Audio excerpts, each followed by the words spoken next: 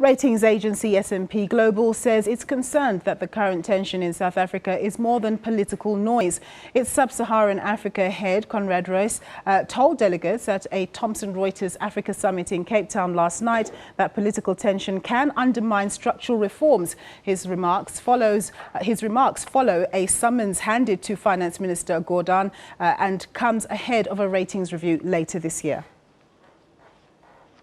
This week of summons and interdicts flies in the face of efforts to sell the country to investors as a stable destination.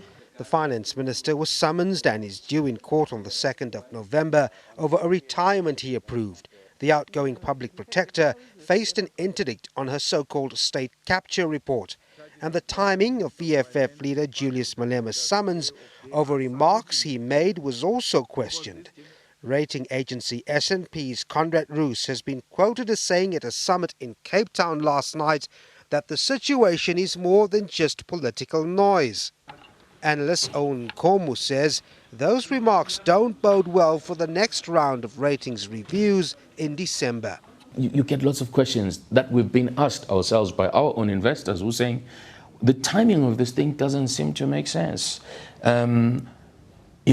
Could it be done differently? And also the general conversation around Minister Gordhan himself is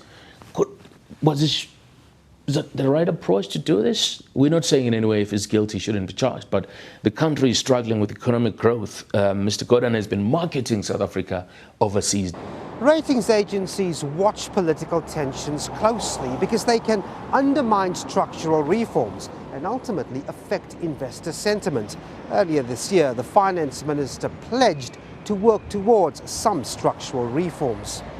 Ratings agencies have suggested many times that any attempts to undermine key institutions like the Treasury, the South African Reserve Bank and courts will be a negative. Devin Murugan, SABC News, Johannesburg.